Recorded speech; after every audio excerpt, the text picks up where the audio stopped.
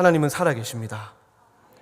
사실 죽으실 수 없는 분이시기에 살아계시다라는 말 자체가 좀 어색한 말이기는 하지만, 살아계신다라는 말이 가지는 의미는 이 성경의 역사 속에 일하시고 섭리하셨던 그 하나님이 지금도 여전히 우리 곁에 일하시고 섭리하시고 또 그 능력의 말씀으로 우리를 살리시고 고치시고 세상의 악한 것들로부터 우리를 지키시고 보호하신다라는 그런 의미입니다. 살아계신 하나님, 그 살아계신 하나님의 놀라운 역사와 일하심을 오늘 본문을 통해서 우리는 또 볼 수가 있는데요. 오늘 엘리야 엘리사 그 세 번째 이야기로 여호와 그는 하나님이시로다라는 제목으로 18장 1절부터 40절까지의 말씀을 다 살펴보도록 할 것입니다. 앞부분에 이제 오바댜가 등장을 하는데요. 우리는 엘리야를 중심으로 말씀을 살펴보니까 그 부분은 이제 기록된 내용 중심으로만 간단하게 언급만 하고 그렇게 넘어가도록 하겠습니다. 지금까지 우리가 살펴봤던 이 엘리야에 대한 이야기를 잠시 떠올려 보겠습니다. 하나님의 말씀이 희귀하고 하나님의 이 말씀의 능력이 부인되고 외면받던 시대, 북이스라엘의 악한 왕 아합이 통치하던 그 시대의 여호와의 말씀이 디셉 사람 엘리야에게 임하셨습니다.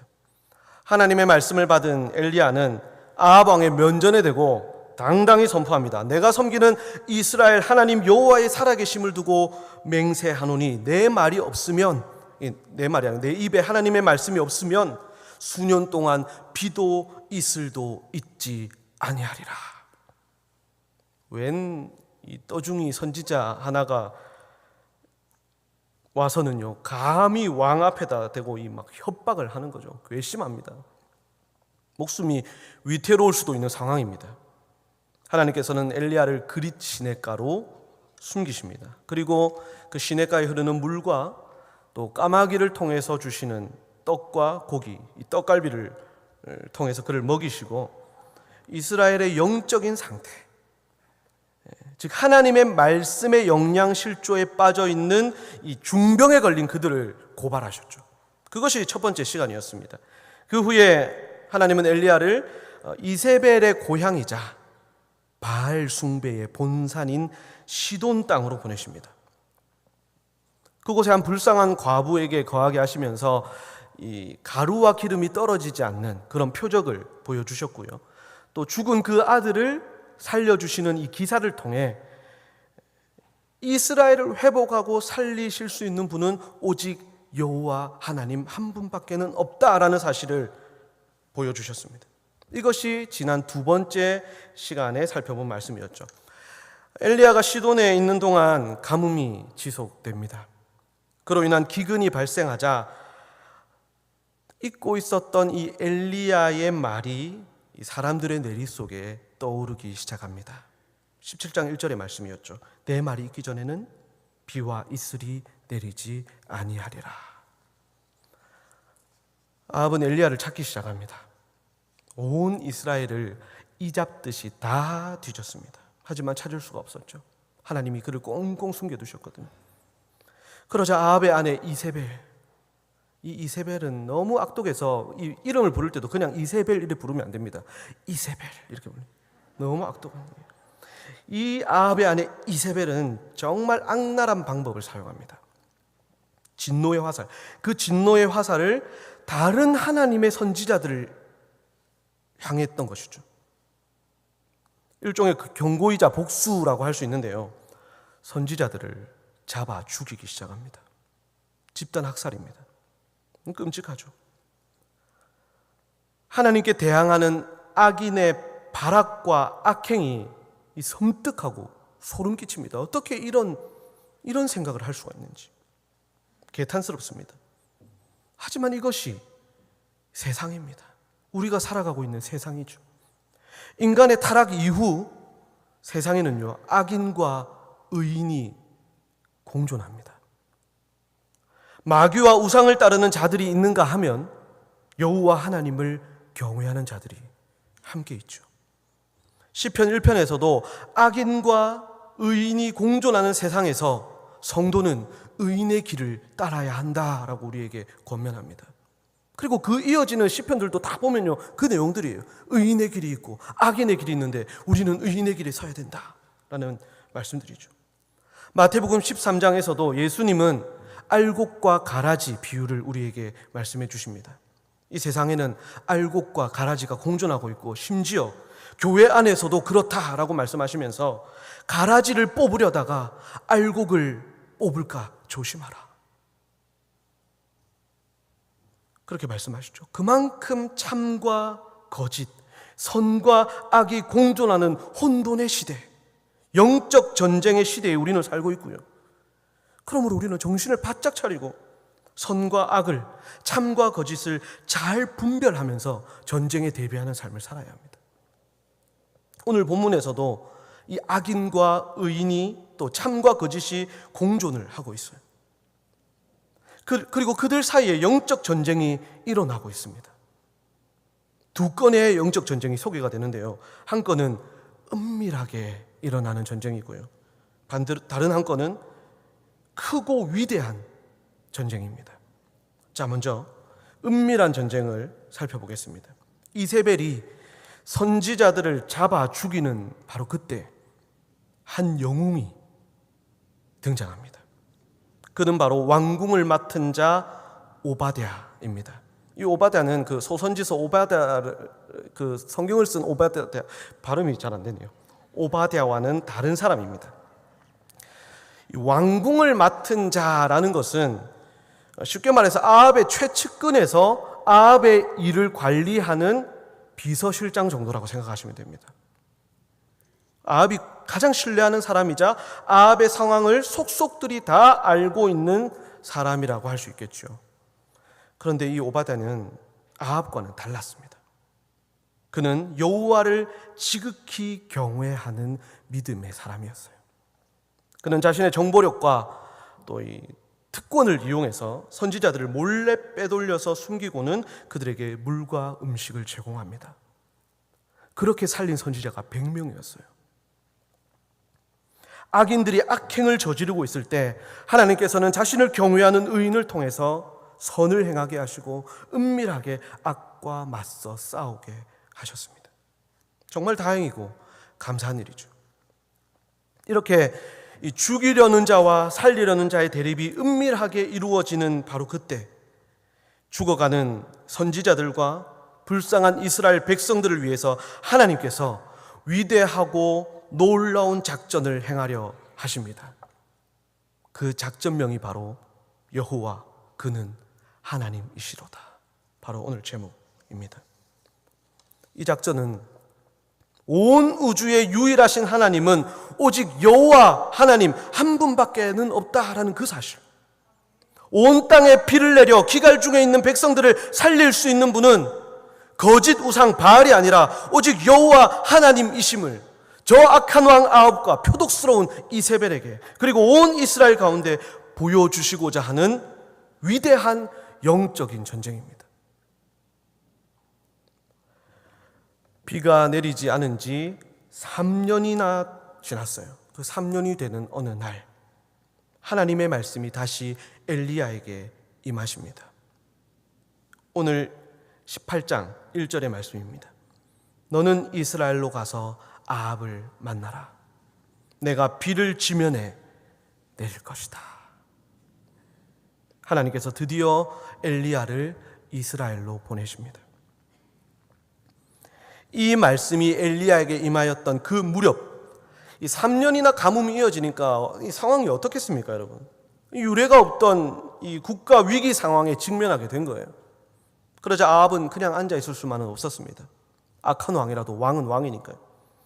가축이라도 살려야 되겠다는 심산으로 오바댜를 데리고, 제가 그냥 오바다 이렇게 하겠습니다. 오바다. 예. 오바다를 데리고 물의 근원을 찾으러 갔습니다. 그리고는 서로 이제 조를 나누었어요. 조를 나누어 가지고 흩어져서 찾는 방법을 택했고, 이 오바댜가 물을 찾아 나선 그 길에 엘리야가 그를 기다리고 있었습니다. 엘리야를 알아보고 엎드려 절을 합니다. 그 오바댜에게 엘리야가 말을 합니다. 가서 아합에게 엘리야가 여기 있다 말하거라. 이 선지자의 카리스마가 이 정도는 돼야 됩니다.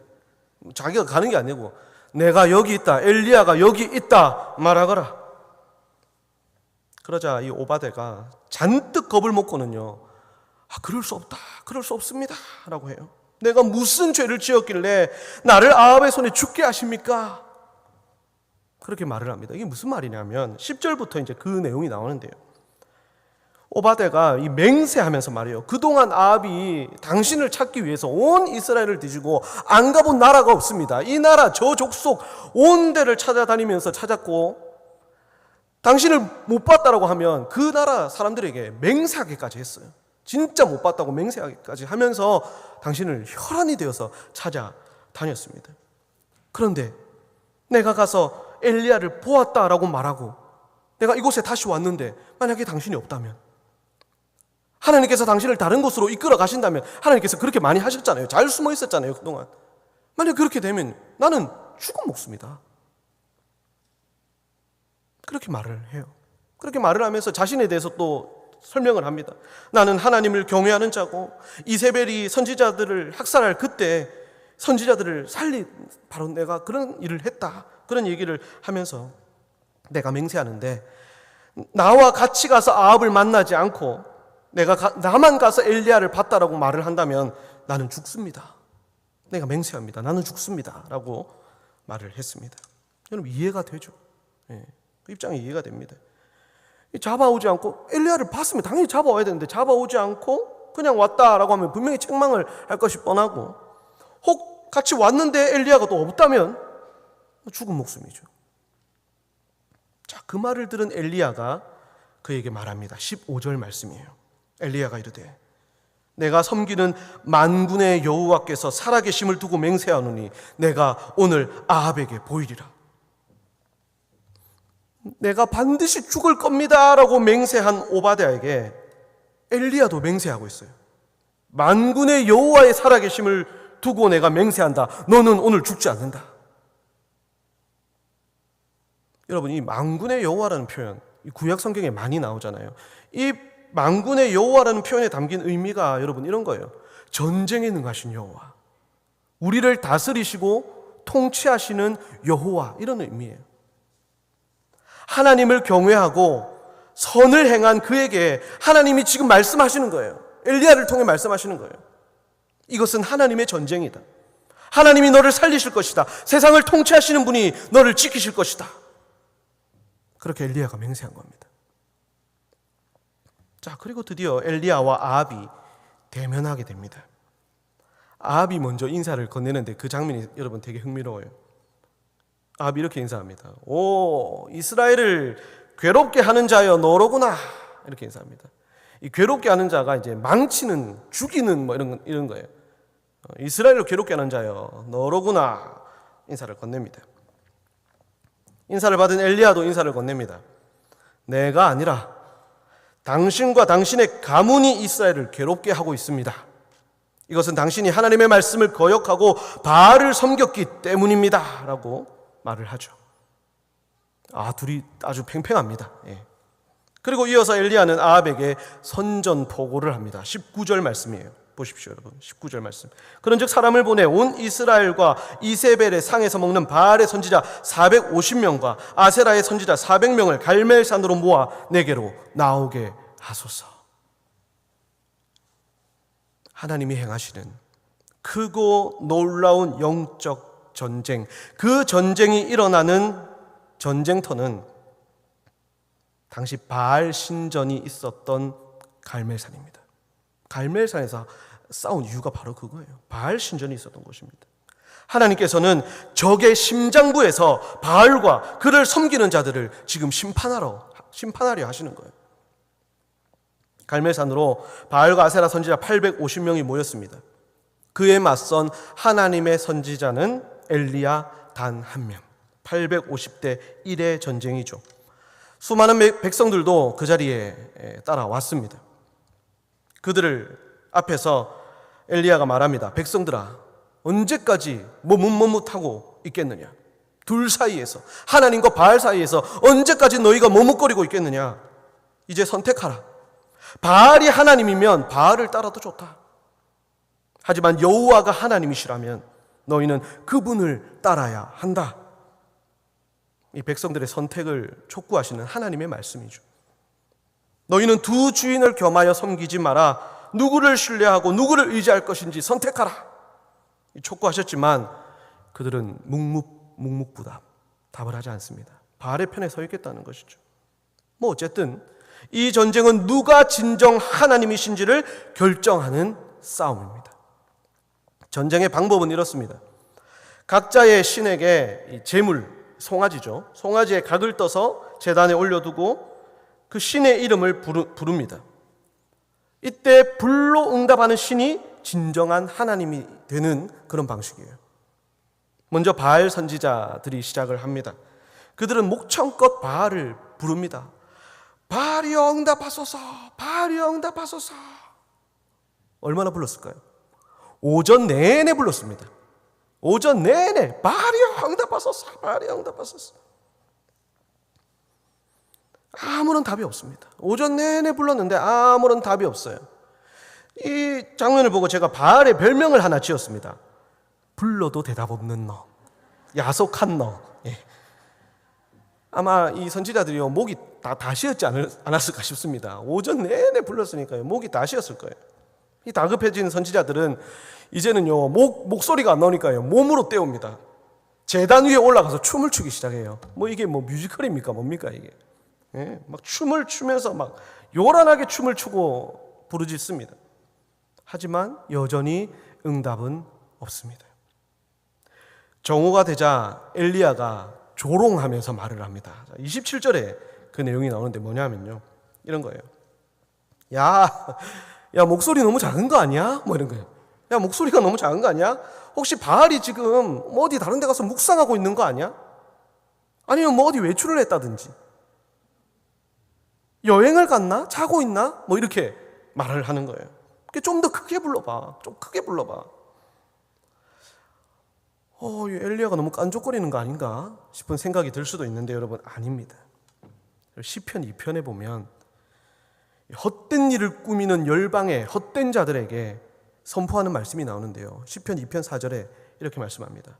하늘에 계신 이가 웃으시며 주께서 그들을 비웃으시리로다. 하나님 보시기에 바알을 비롯한 이 거짓 우상들, 원수들은요 가소롭습니다. 마귀가 아무리 발악을 해도 만군의 여호와 하나님 앞에 그 마귀는요 비웃음거리일 뿐이에요. 여러분 그 하나님이 저와 여러분의 하나님이십니다. 우리를 넘어뜨리고 무너지게 만드는 세상의 모든 악독과 시험과 문제는 하나님 앞에 가소로운 비웃음거리일 뿐이라는 사실을 여러분 확신하시기 바랍니다. 엘리야의 말을 들은 바알 선지자들은 이제 광란의 의식을 펼칩니다.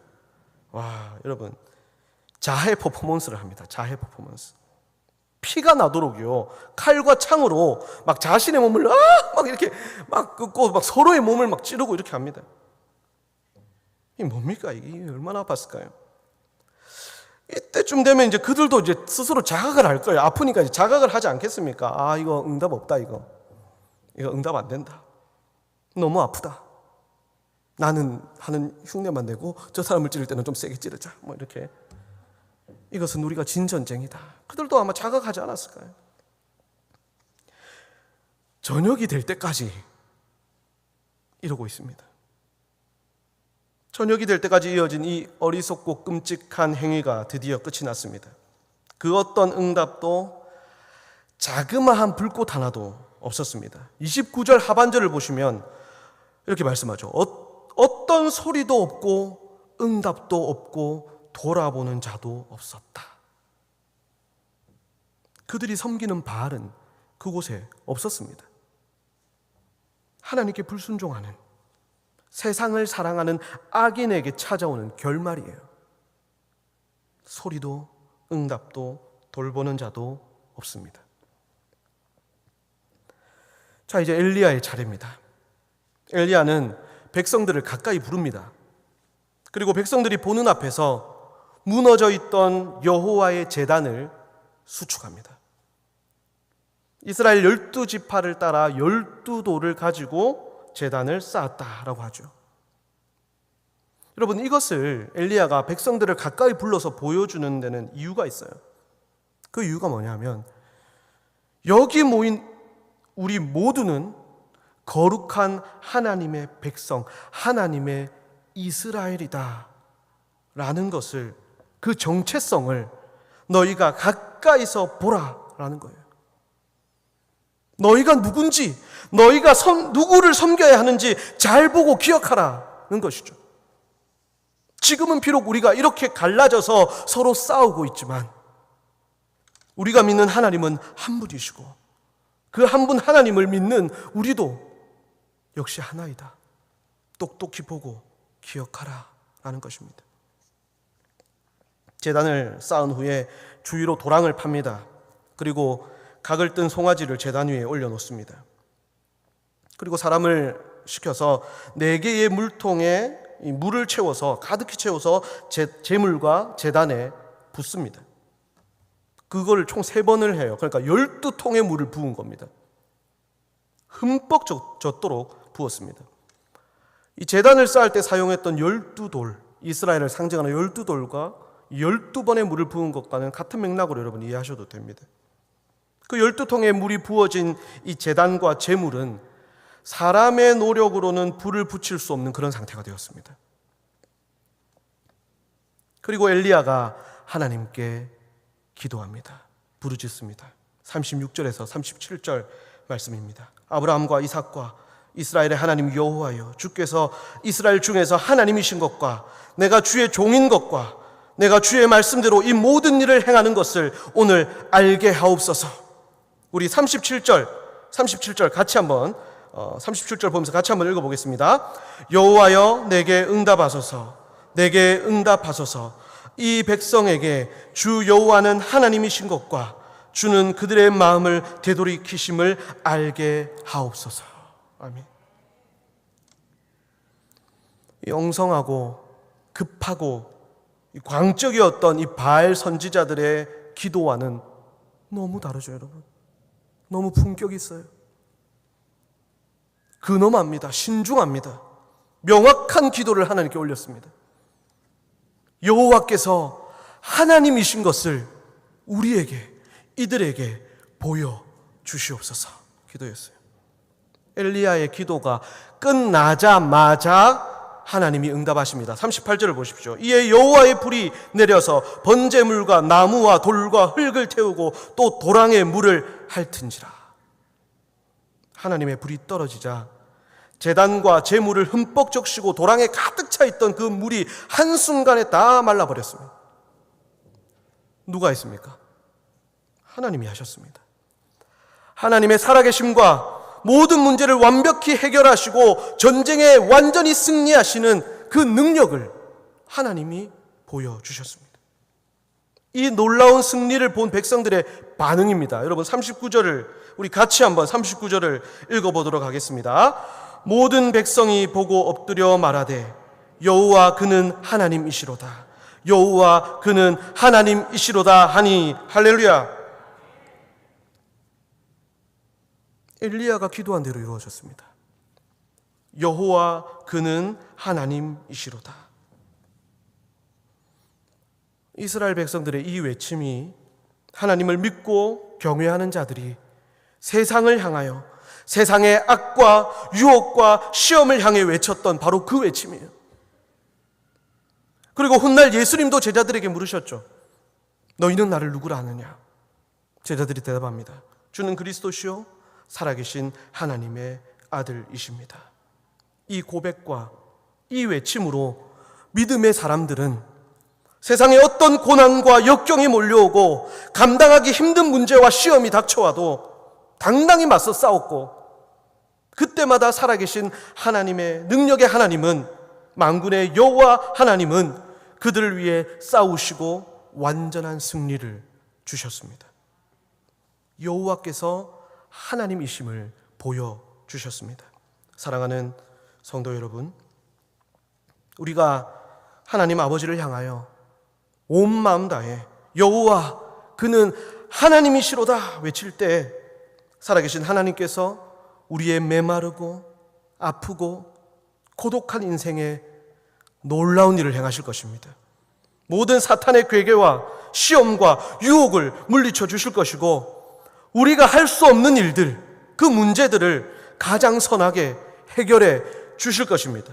또 전쟁에 능하신 그 능력으로 우리에게 완벽한 승리를 주실 것입니다. 그리고 우리 인생을 통해 여호와께서 하나님이심을 만방에 드러내실 것입니다. 오늘 밤 우리가 이 확신 가지고 여호와 그는 하나님이시로다 부르며 기도할 때 이 놀라운 은혜를 다 누리게 되시길 그리스도시요 살아계신 하나님의 아들이신 예수님의 이름으로 간절히 축복합니다.